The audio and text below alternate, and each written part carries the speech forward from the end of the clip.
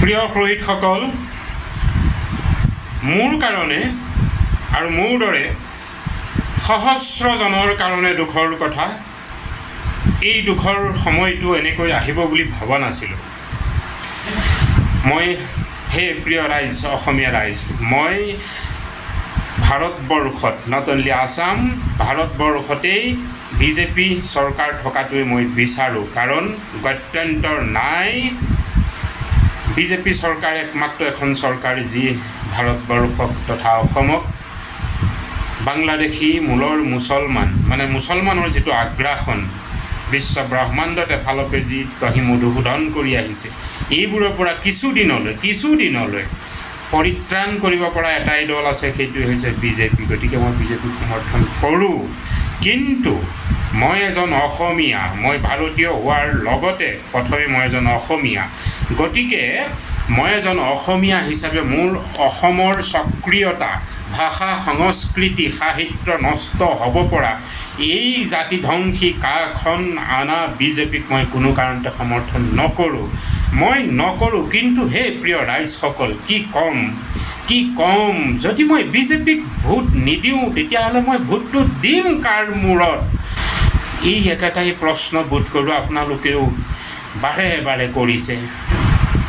আমি ইচ্ছা কৰিলেও আমি আন কোনোবা দলক যে জয়যুক্ত কৰিব নোৱাৰোঁ, বিজেপিয়ে সেইটো কথা ভালকৈ জানে। বিজেপিৰ অবিহনে দেশ চলাব পৰা কিংবা অসমক নেতৃত্ব দিব পৰা এটাও দল নাই। সেই ৰাইজসকল, লুৰিণজ্যোতি গগৈয়ে সি ছাত্ৰ নেতা হৈ থাকোঁতে তাৰ মুখৰ যিটো এটা এক্সপ্ৰেছন ডাইলগ দিয়াৰ, আৰু আজি তাৰ মুখখন দেখিছেনে? নিৰ্লজ্জ। পস্তাইছে সি ওলাই আহি, না উস্পাৰ হ'ল। অখিল গগৈ কটত ঠেলা গটা খাই পজিশ্যন লৈ এতিয়া ক'ত শুঙাটো লয়? লুৰিণজ্যোতিয়ে ক'ত শুঙা লয়? অখিলে ক'ত শুঙাটো লয়? শুনিবলৈ বেয়া শব্দ, সঁচা কথা কৈ আছোঁ। শুঙাটো ক'ত লয়? ইহঁতে প্ৰথম চুৰুৱাতটো ক'ত কৰিবলৈ যায়? য'ত বাংলাদেশী মুছলমানে ভৰ্তি হৈ আছে, গিজগিজাই আছে এওঁলোকে, তাত তেওঁলোকৰ প্ৰচাৰ প্ৰসাৰ কৰিবলৈ যায়। গতিকে হাজাৰ বেয়া পালেও ৰাইজ, মই বিজেপিক হাজাৰ প্ৰতিবাদ কৰিম। কাৰ সমৰ্থন নকৰোঁ, কা অনাৰ কাৰণে হাজাৰ প্ৰতিবাদ কৰিম। কিন্তু ঘটি পকি মই ভোটটো বিজেপিকেই দিম ৰাইজ। কাৰণ মোৰ ভাষাটো কিবা কাৰণত গ'লেও, বহু কিবা কিবি হ'লেও, কিন্তু এই ভগনীয়া বঙালীখিনি হিন্দুৱেই হ'ব। গতিকে অন্ততঃ আমি কিছু এৰা ধৰাকৈ চলিব পাৰিম। ইমানো সহজ নহয় যে আমি ভাষা সংস্কৃতি এৰি দিম। শেষ টুপি আমাৰ তেজ থাকে ইহঁতক ভুলুকা বাঁহ ভৰা। গতিকে ৰাইজ, মই কা সমৰ্থন নাই কৰা, কিন্তু চৰকাৰৰ বিৰুদ্ধে থিয় হ'ব পৰা মোৰ সাহস নাই। ময়ো কৈছিলোঁ বেংগলোৰ 2019 চনত এটা আনপ্লানেবল আমাৰ মেছেজ হৈ গ'ল যে বটানিকেল গাৰ্ডেন লালবাগত এটা আন্দোলন কাৰ্যসূচী হ'ব, আৰু বাছ আহি গ'লোঁ। কোনে ইনভাইট কৰিলে, কেনেকৈ কি নাজানো, উৰা বাতৰি আহি পালোঁ, দেখিলোঁ এনে মানুহ, এনে ল'ৰা ছোৱালী অসমৰ, বাহ এইফালপে এই বাহ, সেইফালপে সেই বাহ। অৱশেষত পুলিচ প্ৰশাসন আহি গ'ল, আহি বিচাৰিছে নেতৃত্ব কোনে লৈছে, কোনে ইনভাইট কৰিছে, কোনে মেনেজ কৰিছে এই মিটিংখন। এতিয়া কোনো নাই, কেৱল সকলোৱে চিঞৰি আছে। তেতিয়া মই খাৰা হৈছিলোঁ একমাত্ৰ। মোৰ শৰীৰ দুৰ্বল আছিলে, এখন ভৰি মোৰ আঁঠু বিষ হৈ আছিল, আৰু মই এখন স্কুটাৰ ওপৰত খাৰা হৈ বিনা মাইক্ৰফোনত মই চিঞৰি কৈছিলোঁ, মই ভিডিঅ'টো এড কৰি দিম চাব। গতিকে 19ত এনে এটা পৰ্যায়তো আমি কা বিৰোধী আন্দোলন কৰিছিলোঁ সুদূৰ বেংগালুৰু চহৰত। এতিয়াও মই বেংগালুৰুতে আছোঁ। গতিকে ধৰক, মই জীয়াই থকালৈকে এই কা ইতিমধ্যে গৃহীত হৈ গ'ল, কিন্তু মই কৈ যাম যে এইখন আমি গ্ৰহণ নাই কৰা আৰু নকৰোঁ। কিন্তু ৰাইজ, সেই যে সভাখন হৈছিলে, সেই প্ৰটেষ্টটো, তাত মুখৰ পৰা মোৰ এষাৰ শব্দ ওলাই গৈছিল, কি জানেনে? যদি চৰকাৰে আমাৰ দাবী নামানে, তেতিয়াহ'লে প্ৰয়োজনত আমি হাতত অস্ত্ৰ তুলি ল'বলৈ বাধ্য হ'ম বুলি কৈছিলোঁ। পিছে ৰাইজ, আজি বলবৎ হৈ গ'ল। আৰু অস্ত্ৰ তুলি লোৱাটোতো বহু দূৰৈৰ কথা। এখন গণতান্ত্ৰিক দেশত এজন সাধাৰণ মানুহ হিচাপে তেনে কামটো আমি সপোনতো ভবা নাই, নাভাবোঁ। কিন্তু প্ৰতিবাদো কৰি আমি একো কৰিব নোৱাৰা হ'লোঁ। আমাৰ যিটো গণতান্ত্ৰিক অধিকাৰ প্ৰতিবাদ কৰিবৰ কাৰণে তাকো যেন ভেৰনীয়া DGP কি নাম পূৰা মানে দমনমূলক নীতিৰে হিমন্ত বিশ্ব শৰ্মাই যে আমাক যেনে বাকৰুদ্ধ কৰি ৰাখিছে। আমি ওলাই যাব নোৱাৰা হ'লোঁ ৰাজপথলৈ আমাৰ আন্দোলন কৰিবলৈ, আমাৰ মতবাদ আমি প্ৰচাৰ কৰিবলৈ। কাৰণ ধৰিণী সোমোৱাই থ'বগৈ, বিভিন্ন ধৰণৰ কেছ লগাই লৈ আমাক ফচাই থৈ দিব। আমি সৰু সৰু মানুহ, আমি গৃহসংসাৰী মানুহ, সৰু এটা চাকৰি কৰি বিদেশত আছোঁ, আৰু আমাক যদি নি বহাই সোমোৱাই থৈ দিয়েগৈ কিবা কিবি কেছ এসোপা লগাই, কোন যাব আমাৰ পিছত? কোনে চলাব মোৰ সৰু পৰিয়ালটো? গতিকে ৰাইজ, চৰকাৰে যি ইচ্ছা কৰিছে তাক বেন কৰাটো, প্ৰতিৰোধ কৰাটো মোৰ দৰে অসমীয়াৰ সাহস নাই। কংগ্ৰেছৰ দিনতো দেখি আহিছোঁ, AGP দিনত দেখিলোঁ, এতিয়া BJP দিনতো দেখিছোঁ। সত্য ইমানেই, অধিকাৰ যাৰ, শাসন অধিকাৰ যাৰ আছে, পুলিচ বাহিনীও ভেউনীয়া হৈ তাৰেই কাম কৰে, বিবেক বুদ্ধি সকলো বিক্ৰী কৰি দিয়ে। গতিকে আমি সাধাৰণ জনতাই জবৰদস্তি আমি ওলাই আহিব পাৰিম ৰাজপথলৈ। কি হ'ল? 5টা নিৰীহ অসমীয়া তেজাল যুৱকক গুলীয়াই মাৰিলে। এতিয়া হেমন্তই আকৌ লুটিবাগৰ মাৰিছে কি? হিচাপ দিব লাগিব বোলে 5টাক কিয় মানে মাৰিলে। কাক কৈছে? আমাৰ যিসকলে আন্দোলন কৰিছিল সেইসকলে হিচাপ দিব। মাৰিলে হিমন্ত চৰকাৰে, হিমন্তই আৰু হিচাপ দিব লাগিব আমি বোলে। ৰাইজ, প্ৰতিবাদ কৰি আমি জয়ী হ'ব নোৱাৰোঁ। আমি বহুতো আকৌ মৰিব লাগিব, জেলত যাব লাগিব, মাৰ খাব লাগিব, ঘূণীয়া হ'ব লাগিব। আমি তথাপিতো চৰকাৰৰ বিৰুদ্ধে খাৰা হৈ একো ঘণ্টা ছিগিব নোৱাৰোঁ।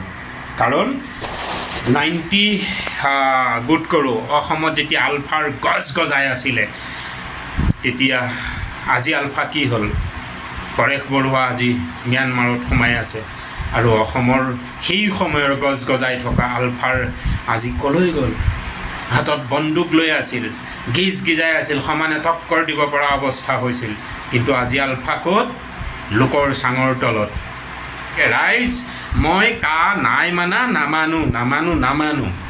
কিন্তু আন্দোলন কৰি একো ঘণ্টা লাভ নাই। বেয়া নাপাব মোৰ শব্দকেইটা শুনি, একো ঘণ্টা লাভ নাই। আকৌ কোনোবা দুটামান শুঙা জালি লৈ পেলাই কি কয় লিডাৰ হ'ব। এইটো এটা আমাৰ নাট উপাধিৰে চালাদ চুতীয়া কি নাম ইয়াৰ ছাত্ৰ নেতা যে আছিলে, এতিয়া সি আকৌ BJPলৈ গ'ল। মানে বেয়া ভাষা এটা কৈ দিলেহে ভাল লাগিব ইহঁতক। গতিকে এইবোৰ লাভ নাই। আকৌ কোনোবা দুটা এনেকৈ লিডাৰ হ'ব, হৈ পেলাই কেৱল সিহঁতৰ মুনাফা বিচাৰিব। আজি এইকেইটা অখিল গগৈ আৰু আমাৰ ইয়াৰ কি নাম এইটো লুৰিণজ্যোতি গগৈ, ইহঁতে NRCৰ কথা কয়নে, কৈছেনে? আগতে কৈ আছিল, এতিয়া কয়নে? নকয়। NRCৰ মেইন ইছ্যুটো ক'ত? বিদেশী হিন্দু ইয়া মুছলিম সিহঁত যাব লাগে, কিন্তু এওঁলোকে এতিয়া কাখনৰ বিৰোধ কৰি আছে। কিন্তু NRCৰ কথা নাই কোৱা। শুনিছে নেকি কেতিয়াবা? নাই শুনা, নকয়। কাৰণ তেওঁলোকৰ ৰাজনীতিৰ যিটো ভোট বেংক তেওঁলোকে আশা কৰি আছে কংগ্ৰেছৰ দৰেই কেৱল বাংলাদেশী মিয়াখিনিক লৈ, আৰু BJPয়ে কৰি আছে হিন্দু বাঙালীখিনিক লৈ। গতিকে আমি অসমীয়া ৰাইজ নিৰূপায়, আমি কোনফালে যাম, ক'ত দিম? BJPক সমৰ্থন কৰি BJP বনালোঁ, ভাৰতবৰ্ষক এখন হিন্দু সাম্ৰাজ্যবাদ, আমাৰ দেশ স্বতন্ত্ৰ হৈ থাকক বুলি পেলাই। আৰু BJPয়ে এতিয়া কি কৰিছে? বাংলাদেশী হিন্দু আনি অসমতে জাপি দিবলৈ লৈছে। গতিকে আমি BJPক মানে ভাল পায়ো আমি বেয়া পাবলৈ বাধ্য, কিন্তু বেয়া পায়ো আমি একো কৰিব নোৱাৰোঁ। কাৰণ আমি ভোটটো দিবই লাগিব। কাক দিম? বঙালী হিন্দুতকৈ ভয়াৱহ বাংলাদেশী মুছলমানবোৰ অসমৰ কাৰণে নহয়, গোটেই ভাৰতবৰ্ষৰ কাৰণে।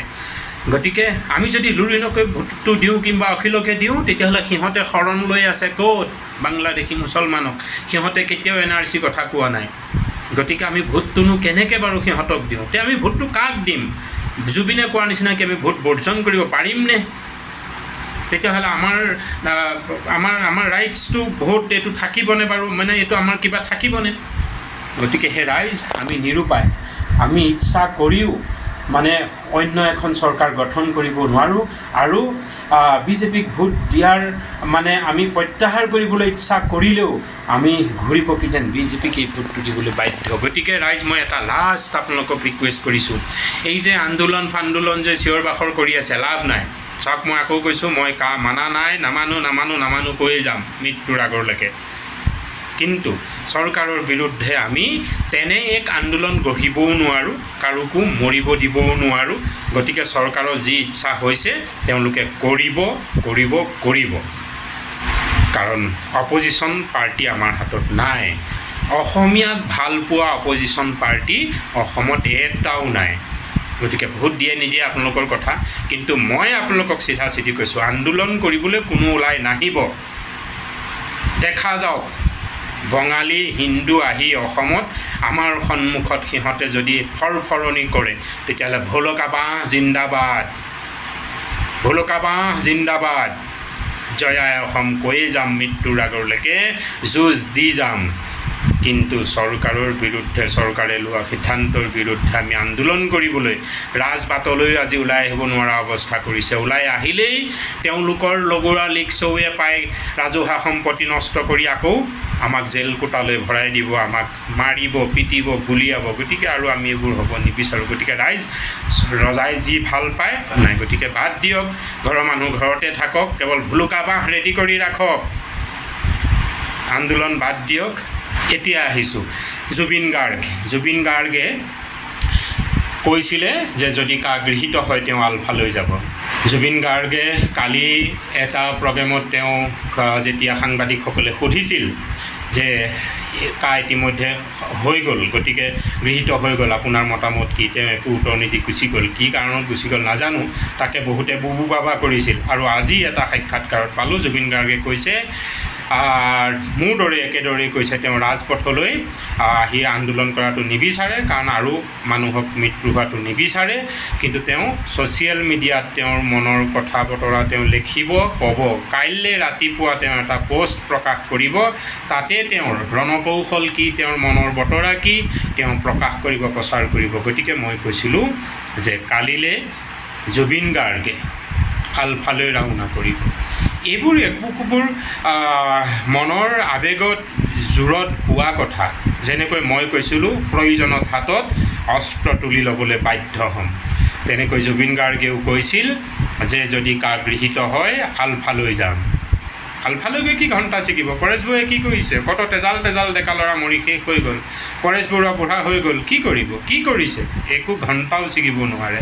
গতিকে চৰকাৰে যি ভাল দেখিছে তাৰ বিপৰীতে খাৰা হোৱা মানে মৃত্যু, পংগুত্ৰ জীৱন অনিবাৰ্য। গতিকে জুবিন গাৰ্গেও এটা মনৰ জোৱাৰত তেওঁ কৈ দিছিলে, কিন্তু তেওঁ আলফালৈ নাযায়। হে ৰাইজ, কোনোবা এজন চৰকাৰী মানুহেও, মানে কোনোবা মন্ত্ৰী বিধায়ক MLA নে কি আছিল, তেওঁ কৈছিলে তেওঁ আত্মহত্যা কৰিব। এইবোৰ একোটা দেশপ্ৰেম যেতিয়া অন্তৰত থাকে, জোৱাৰত মানুহে কৈ দিয়ে, প্ৰকৃততে সেইবোৰ কোনোৱে কৰিব নোৱাৰে। গতিকে নমস্কাৰ গ্ৰহণ কৰিব। মই দুখেৰে ক'ব খুজিছোঁ, আজি বহুত দিন ভিডিঅ' দিয়া নাই। মোৰ দেহৰ আপোনালোকক জনাইছিলোঁ ভাল নহয় অৱস্থা। মোৰ ডেংগু হৈছিলে আৰু আজি 5 বছৰৰ পৰা মোৰ স্কিন ইছ্যুত মই ভুগি আছিলোঁ। অলপ হৈ থাকে, ভাল হৈ থাকে।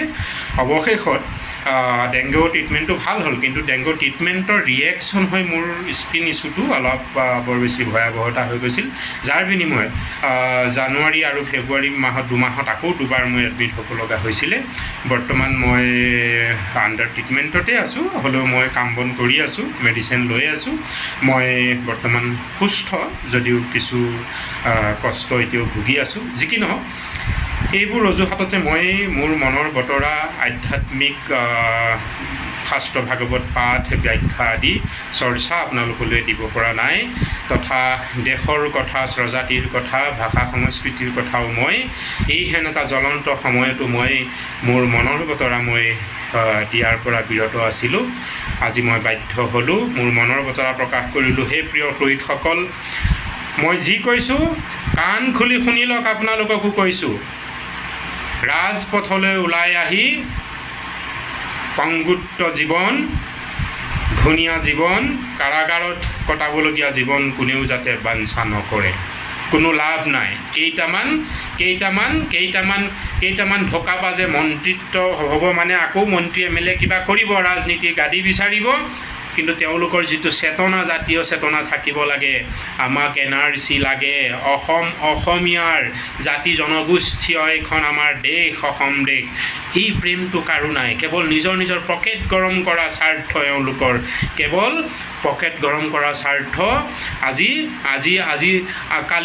কালিৰ আমাৰ ছাত্ৰ নেতাহঁত আজি আহি বিজেপিত সোমাইছেহি, শুঙা লৈছেহি, আৰু এইকেইটা ছাত্ৰ নেতা গৈ বাংলাদেশী মুছলমানৰ লুঙিৰ তলত শুঙা লৈ আছে। গতিকে হে সাধাৰণ ৰাইজ, হে অসমীয়া ৰাইজ, আপোনালোকৰ জাতীয়তা প্ৰেমক মই আকৌ প্ৰণাম জনাইছোঁ, কিন্তু মই আপোনালোকক অনুৰোধ কৰিছোঁ, ৰাজপথলৈ ওলাই অহা বাদ দিয়ক। যি লেখা মেলা কৰে ছ'চিয়েল মিডিয়াতে কৰক, ৰাইজৰ লগত কথা বতৰাবোৰ পাতক, কিন্তু ৰাজপথলৈ প্ৰতিবাদ কৰিবলৈ ওলাই নাহিব।